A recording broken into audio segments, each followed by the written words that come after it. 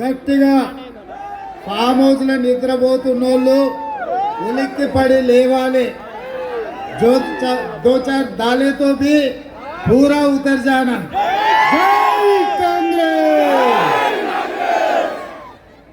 సోదరులారా, ఈనాడు జూబ్లీహిల్స్ శాసనసభ ఉప ఎన్నికల సందర్భంగా శ్రీమతి సోనియా గాంధీ గారు, మల్లికార్జున్ ఖర్గే గారు, శ్రీ రాహుల్ గాంధీ గారు ఈరోజు ఆశీర్వదించి మీ బస్తీ బిడ్డ మీ కళ్ళ ముందులనే పెరిగి ఈ గల్లీలలోనే మీ తోడుగా ఉండే నవీన్ యాదవ్ని నాడు కాంగ్రెస్ పార్టీ అభ్యర్థిగా ఈ ఉప ఎన్నికల బరిలో దించడం జరిగింది. వారిని గెలిపించడానికి కాంగ్రెస్ పార్టీ జెండా జూబ్లీహిల్స్ గడ్డ మీద ఎగిరేయడానికి నాతో పాటు కాంగ్రెస్ పార్టీ అధ్యక్షులు మహేష్ గౌడ్ గారు, నిన్ననే మంత్రిగా బాధ్యత తీసుకున్న ప్రమాణ స్వీకారం చేసిన మహమ్మద్ అజారుద్దీన్ గారు, అదేవిధంగా సహచర మంత్రివర్గ సభ్యులు, పార్లమెంట్ సభ్యులు, శాసనసభ్యులు, ప్రాణ సమానులైన వేలాది మంది ఎర్రగడ్డ ప్రాంతానికి సంబంధించిన కాంగ్రెస్ అభిమానులందరూ ఇక్కడికి వచ్చి మనస్ఫూర్తిగా నవీన్ యాదవ్ను ఆశీర్వదించి రాబోయే ఎన్నికల్లో 30,000 మెజార్టీతోని ఎమ్మెల్యేగా గెలిపించడానికి విచ్చేసిన మీ అందరికీ మనస్ఫూర్తిగా ధన్యవాదాలు. మిత్రులారా, ఇవాళ బీఆర్ఎస్ నాయకులు అంటున్నారు మా సిట్టింగ్ ఎమ్మెల్యే గారు చనిపోయినరు, సానుభూతితోని సెంటిమెంట్తోని వారి సతీమణిని గెలిపించండి అని. ఈ ఉప ఎన్నికలు ఎందుకు వచ్చినాయి? గతంలో ఈ సాంప్రదాయం ఉండేనా?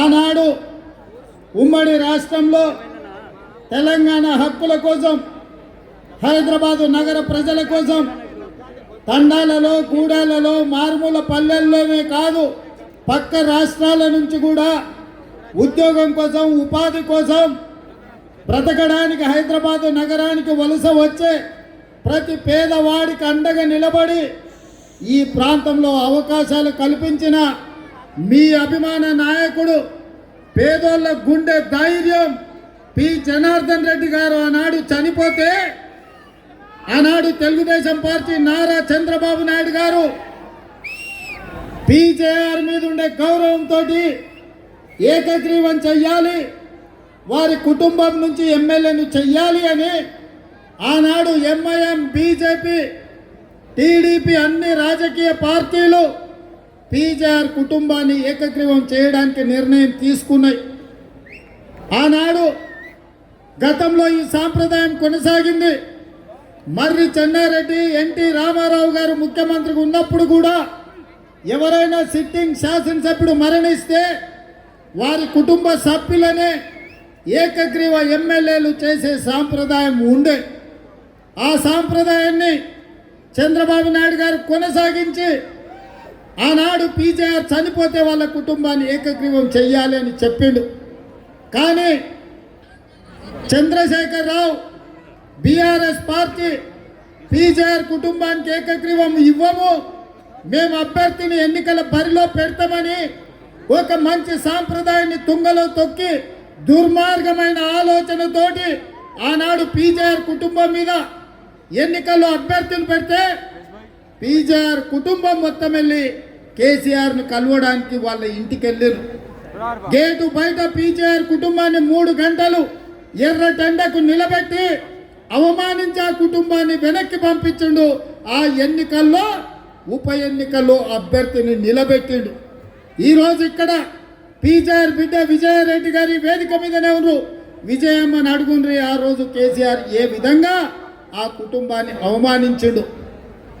ఆనాడు తెలంగాణకి, ఉమ్మడి రాష్ట్రానికి సేవలు అందించిన పి జనార్దన్ రెడ్డి గారి మీద నేను ఎన్నికల్లో పోటీ పెట్టి ఎవరైనా శాసనసభ్యులు మరణిస్తే ఏకగ్రీవ సాంప్రదాయాన్ని దెబ్బతీసి ఎన్నికల బరిలోకి దించింది నువ్వు కాదా చంద్రశేఖర్ రావు?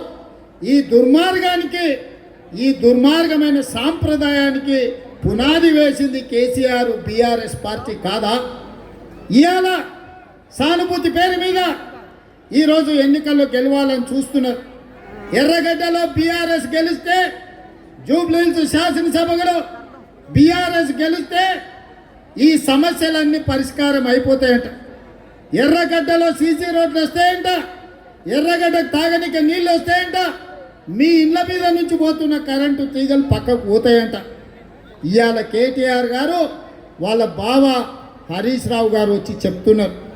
ఇంతకుముందు మా రాములు నాయక్ చెప్పినట్టు బిల్లా రంగాలు గల్లీ గల్లీ తిరుగుతున్నారు. ఎందులో తిరుగుతున్నారయ్యా? ఆటో ఎక్కి తిరుగుతున్నారు. ఆటోలు ఎందుకు తిరుగుతున్నారు? మొన్న జరిగిన ఎన్నికల్లో వాళ్ళ అంబాసిడర్ కార్ను టైర్లు పంచర్లు చేసి టైర్లు ఊడబీకి ఇంజన్లు తుక్కు సామాన్ కమ్మితే ఈరోజు షెడ్డులోకి పోయిన అంబాసిడర్ లేక ఇవాళ ఆటోలలో తిరుగుతున్నారు బిల్లా రంగాలు. నేను అడగదలుచుకున్నా, 10 ఏళ్ళు ముఖ్యమంత్రిగా ఉన్నది మీ నాయననే కదా, 10 ఏళ్ళు మున్సిపల్ మంత్రిగా ఉన్నది నువ్వే కదా, 3 సార్లు జూబ్లీహిల్స్ నుంచి ఎమ్మెల్యేగా నెగ్గింది మీ పార్టీ కదా. మరి ఈ 10 ఏళ్ళు ఈ సమస్యలు పరిష్కరించలేదంటే ఈనాడు ఎర్రగడ్డ కావచ్చు, బోడబండ కావచ్చు, యూసుఫ్ కూడా కావచ్చు, షేక్పేట్ కావచ్చు, వెంగళరావు నగర్ కావచ్చు, సోమాజ్ కూడా కావచ్చు, కృష్ణకాంత్ పార్క్ కావచ్చు, ఈ సమస్యలు పేరుకపోయినాయంటే 10 ఏళ్ళు నువ్వు నీ అయ్యా ఈ జూబ్లీహిల్స్కు చేసిన అన్యాయం కాదా అని నేను అడుగుతున్న ఈ సందర్భంగా. ఈ సమస్యలకు, ఈ దరిద్రానికి, ఈ పేదోళ్ళ కష్టాలకు తండ్రి కొడుకులు మీరే. మీ ఇద్దరిని కోదండం వేసి కొట్టినా కూడా తప్పు లేదని చెప్పి మా యువమిత్రులు, మా యువకులు అంటున్నారు. ఇవాళ మమ్మల్ని గెలిపించండి గెలిపించండి అని ప్రచారం చేస్తా ఈ పక్కనే ఒక పెద్ద కాంపౌండ్ ఉంటుంది 100 ఎకరాల. గండ్లకు కూడా బావబామార్తులు ఇద్దరు పోయినరు. ప్రచారం చేస్తా ఓ ముసలాయనాడు చెట్టు కింద కూర్చుంటే పోయి నమస్కారం పెట్టారు. ఆ ముసలాయన గుర్తుపట్టినాడు, కూర్చుంటే అడిగారు, ఏం తాత నన్ను గుర్తుపట్టినవా? నేను కేటీఆర్ను అని. ఏమని ఆయన నేను గుర్తుపట్టలేదంటే, అయ్యో నన్ను గుర్తుపట్టవా? సచివాలయం కట్టింది నేనే, కమాండ్ కంట్రోల్ రూమ్ కట్టింది నేనే, శిల్పారామంలో బొమ్మలు పెట్టుకున్నది నేనే, నన్ను కూడా గుర్తుపడతలేవా అని ఆయన అడిగినాడు. అప్పుడు ముసలాయన చెప్పిండు, నేను కూడా ఈ లోపలికి వచ్చినప్పుడు చార్మినార్ కట్టింది నేనే, హైటెక్ సిటీ కట్టింది నేనే, హుస్సేన్ సాగర్ కట్టింది నేనే అని చెప్పేతో నేను ఆయన 2 కరెంటు తీగలు తలకాయకు పెట్టంగానే అన్నీ చక్కగా అయిపోయినాయి. నేను డాక్టర్ చెప్తలేను ఆయన, తొందరలోనే నీకు కూడా 2 వైర్లు పెడితే మొత్తం చక్కగా అవుతుంది, మామూలుగా అయితే బిడ్డ వచ్చినప్పుడు గట్లనే ఉంటుంది కానీ నా 2 కరెంటు షాకులు పెడితే చక్కగా అవుతావని. ఇవాళ కేటీఆర్ పరిస్థితి గట్లుంది. 10 ఏళ్ళు మీ అధికారం ఉన్నప్పుడు ఈ సమస్యలను ఎందుకు పరిష్కరించలే? ఈ మైనారిటీల సమస్యలు ఎందుకు తీరవలే? ఇవాళ మైనారిటీల గురించి మాట్లాడే హక్కు నీకున్నదా? ఇవాళ ఈ మైనారిటీలకు అన్యాయం చేసింది నువ్వు కాదా? ఇవాళ నా మైనారిటీలకు 4% రిజర్వేషన్ ఇచ్చింది కాంగ్రెస్ పార్టీ కాదా? ఇవాళ నరేంద్ర మోడీతో జంట కట్టి 3 తలాక్లో 370 ఆర్టికల్లో ఈరోజు సిటిజన్ అమెండ్మెంట్ యాక్ట్లో నరేంద్ర మోడీకి ఓట్లేసి రాజ్యసభ లోక్సభలో గెలిపించింది మీరు కాదా? ఇవాళ ఈ హైదరాబాదు నగరంలో ఆనాడు డాక్టర్ వైఎస్ రాజశేఖర రెడ్డి కట్టిన మెట్రోనే ఉంది, ఔటర్ రింగ్ రోడ్ ఆనాడు మేమేసిందే ఉంది, అంతర్జాతీయ ఎయిర్పోర్టు మేం కట్టిందే ఉంది.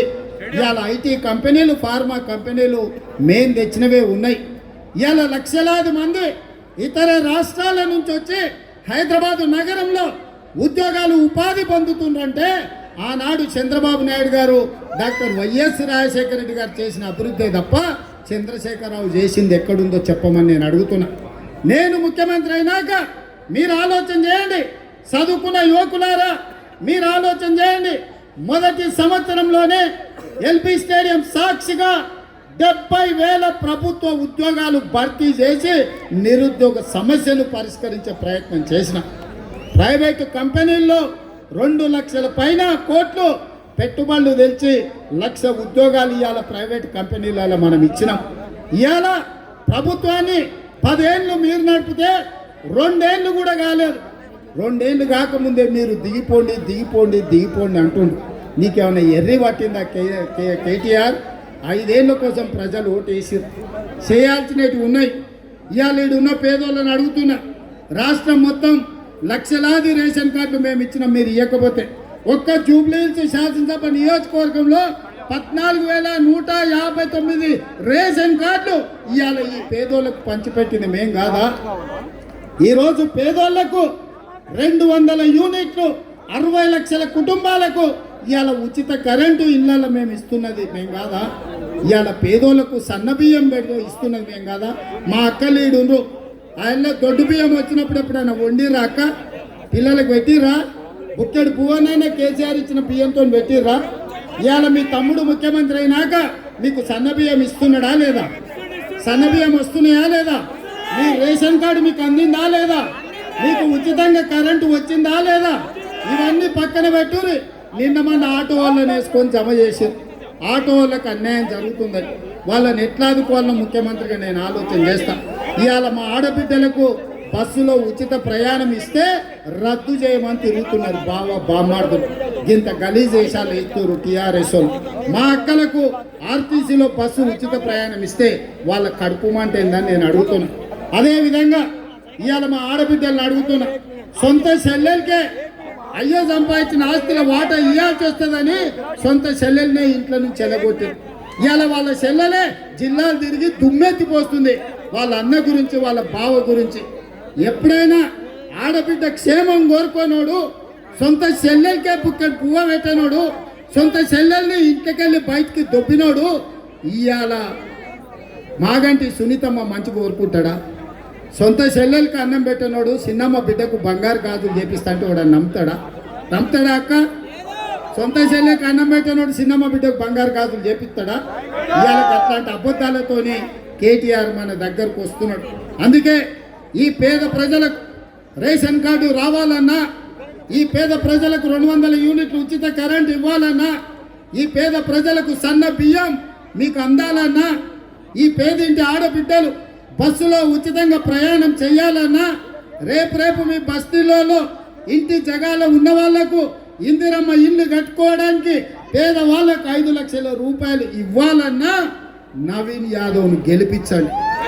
ఇవాళ ఈ నగరంలో కంటోన్మెంట్ మొన్న జరిగిన ఉప ఎన్నికల్లో శ్రీ గణేష్ను గెలిపించిన ఈ వేదిక మీదనే ఉన్నాడు ఎమ్మెల్యేగా. ఇవాళ శ్రీ గణేష్ను కంటోన్మెంట్లో గెలిపిస్తే ఇవాళ కంటోన్మెంట్ అభివృద్ధి కార్యక్రమాలు చేపట్టినాం. దాదాపుగా 4,000 కోట్ల రూపాయలతోని అక్కడ రోడ్లు, తాగనిక నీళ్లు, ఎలివేటెడ్ కారిడార్లు, మిలిటరీ వాళ్ళ దగ్గర ఉన్న భూములు, ఇండ్ల పట్టాలు ఇప్పించడానికి ఇవాళ మనం ప్రయత్నం చేస్తున్నాం. అందుకే సోదరులారా, బోడబండ ఎర్రగడ్డ బాగుపడాలంటే ఈ గడ్డ మీద కాంగ్రెస్ పార్టీ జెండా ఎగిరేయాలి. ఆనాడు నేను మీ దగ్గరకు వచ్చిన మీకు విజ్ఞప్తి చేసిన అజరుద్దీన్ను గెలిపించండి, మంత్రిని చేస్తా అని.